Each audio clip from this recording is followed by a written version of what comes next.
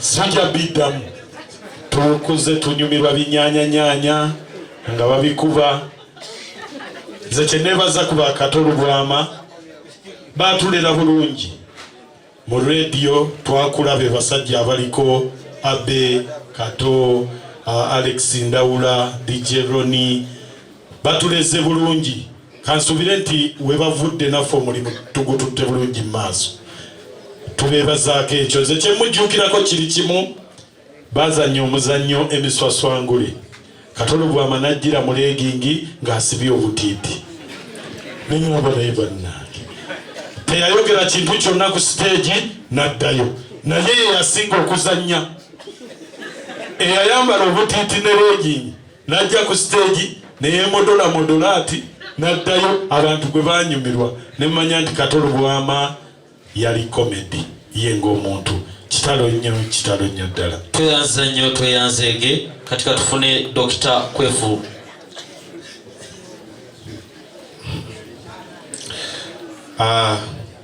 Kitalo nnyo ekya mukama waffe Honorable Katolo Bwama naye nga bwe byogedde ebyo kimu kyokka nze kyenjagadde tufumiitirizeemu kuba Honorable yagambye omuntu ne bw'aba afudde asigala atusomesa. Honorable Katolo Bwama yalwala ne bamutwala ne bamukyusa ebimu ku bitundu bye eby'omunda awo wonna ng'ali mu lutalo alwanirira kusigaza ki bulamu. Naye ffe ate abalina ebiramu abali mu kisaawe ky'okuyimba ffe ate tulwanirira kubitta. Era kyekitobedda kyendowoozaako nti Kato ne waagendedde kyamukutte by surprise yafunye bufunye ataaka naye singa yatege omutima gwakyankalanye nga alina obusobozi yandisigadde alwana era baali mututte ne mawanga amalala okusobola okulwana asigaze ki asigaze obulamu. Mu Bayibuli olunyiriri olusooka lubereberye essuula esooka Katonda yatonda ggulu n'ansi eggulu n'alyesigaliza n'atulekera ensi mu luzungu gye bayita earth. Ekyawukana ku earth kyeyawukana ne planets endala nti yo erina ki erina obulamu. So kyosooka okulwanirira kusigaza ki Katolo Bwama alwaniridde obulamu bwe n'akola opposite erifa abavubuka ate abatudde wano nti ate ffe tulwana nnyo bugende nga bukyali nti ye alwana asigaza omutima omulamu gwe byogula ne byolya ne byonywa birwana nnyo omutima gufe. Alwana nnyo asigaze ekibumba ekiramu gwe byogulya byonywa byosnuusa birwana nnyo ekibumba kife. Kakati gwatudde wano Katolo Bwama yalwaniridde obulamu era bwamukutte by surprise naye teyategedde nti akola ki.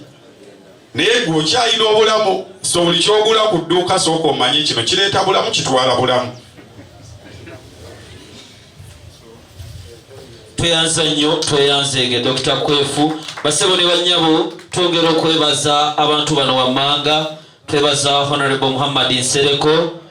ssentebe w'olukiiko luno olugenda okuteekateeka okuwerekera mukwano gwe Honorable Katolo Bwama. Twebaza Papa Misaki Semakula ng'ono ye muwanika w'omukolo. Twebaza Mukulu Balunywa. Twebaza abantu bonna abetubadde nabo Mukulu Aluna Mubiru n'abalala mwenna abali emanju okulaba nga mutambuze omulimu guno okulaba nga tuziika mukwano gwaffe era omwagalo w'abangi Honorable Katolo Bwama. Twongera okuba awamutuwaddemu Katonda. Honorable Katolo Bwama oyo sinza omu ku bantu abasaanidde ennyo okumwogerako naye nja kumwogerako mu kiti abakulu kye bampitiddemu. Ndi musanyufu nnyo nti obudde bwe naakamala nze Kampala wano kubanga ffe twali e Masaka of course okumanya Katolo Bwama nga kyatteeka ng'ekyo tolina kyakikola olina okuba nga omumanyi kubanga alina byakoze naye ffe okutumanya tekyali kyatteeka. Kati tumala kutuuka wano ne tubaako bye tugirabira tukubakuba Sama naye n'atukola ki ekyo nakyo kirungi okuba nti Sama tuzikubye n'atukola ki n'atutegeera ate abadde muwagizi waffe nnyo mu nsonga zaffe ze mumanyi. Ensonga yaffe ey'endongo y'ebinyaanya bwe twatuuka ne Kampala yafuna resistance okuva bantu bangi naye Katolo bwamu oyo lumu yajjako ku CBS awo mbandi awo nga bamulese mu studio nga nkola n'atuuka n'ayimirira bwati n'agira bati nga bw'olabanguse n'ayimirira bati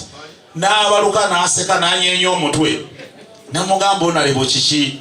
n'aleeta omukono n'annamusa n'aŋŋamba mwebale naye nga bw'omanyi ekigambo obusirusiru kimubadde kumpi n'agamba kyo omusirusiru gwono omusirusiru munosuna be naye mwebale kulemerako mu byonna alina kyeyanneebaza n'atugamba ati omanyi ffe tuba tukuba music waffe tukuba nnyo music owaawo wano batuvuma nnyo mbu tuli loko naye ndowooza okuba loko bo balowooza batuvuma naye baba batubuulira amazima kuba nabo benyini baba batuvumye bali ki so ndowooza titukola bubi mu ekyo n'atwebaza olw'ekyo okuba nti tukuba ennyimba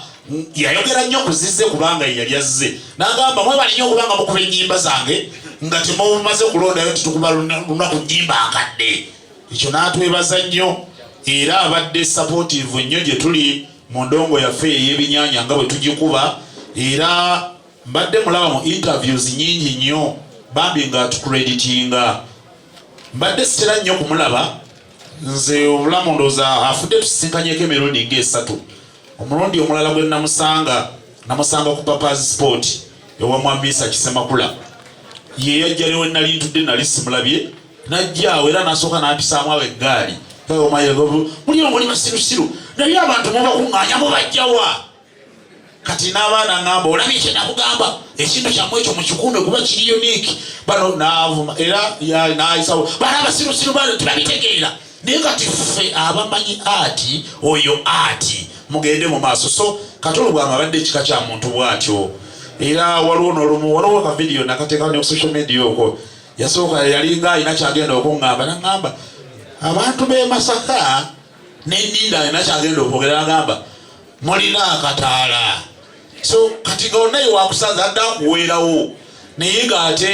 bw'omala okumutegeera ate omwagala nnyo kubanga abatakikuvumye nti kimuva eno wansi oba akulinako obuzibu bwonna wabula nga bakikozerwa kwagala kubanga n'okubeera nti oliye Katolo bw'ama najja n'akulaga nti n'okumanya akumanyi kibadde kyakwenyumiriza so neeyanza nnyo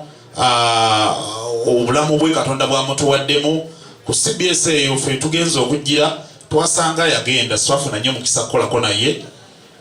era egimu ku mirundi gye nasembayo musisinkana yaŋŋamba yalina omuzannyo gwateekateeka naye nga mu bantu balowoozaako yagamba mbu naffe nga mwetuli yali agala otuteekamu tuzannye yagamba ndikuŋŋaanya abaana bamawulaana ba Raini nammwe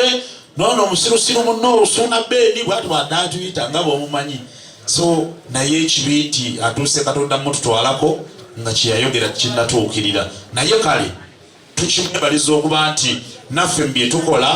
ensibi yasooka okulaba bityo bityo ye nga omu ku bantu bennekakasa nti abadde aludde mu ati ng'era kyakola akimanyi takitetenkanya abadde yatwembracinga nga ebintu byaffe yabitegeera era abadde muwagizi waffe nnyo neyanza nnyo nazenge mbadde nsaba nga mmaliriza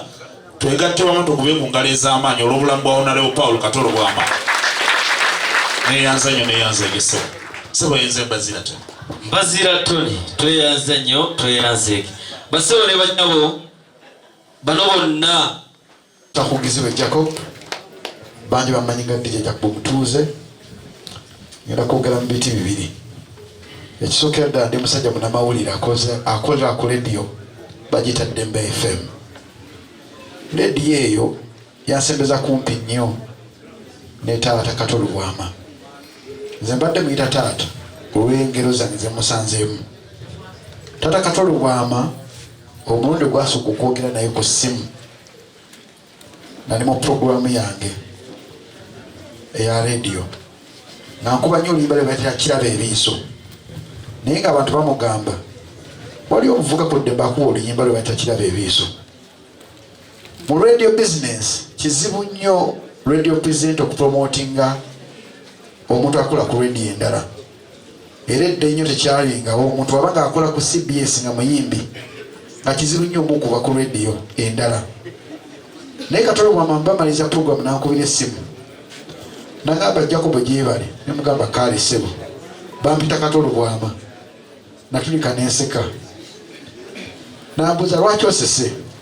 nemugana akamaliriza okukuba oluyimbalo kati nagaba ensonga kinkukubidde essimu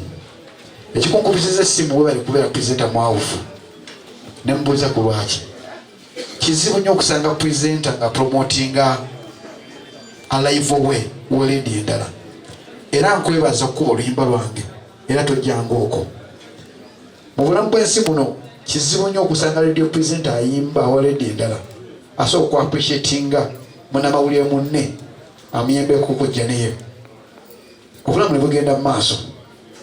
olunaku lwe neesimbawo Katolo Bwama yaŋŋamba olina ekizibu kimu teri muntu akumanyi abantu bamanyi erinnya lyo ery'oku lediyo naye tebamanyi erinnya lyo lya kika era nkusaasidde njogera kufuna obuzibu bw'amaanyi nembuuza akyoyogera bwotyo namusanga wa papaazi awo nalina olutalo ne bantu benkula nabo ku lediyo nagamba kati gwe kyekigenda okufuula omusajja byebizibu byogenda okusanga ngaowesimbawo era webaza nnyo Katonda okukozesa ennyumba y'okulwanyisa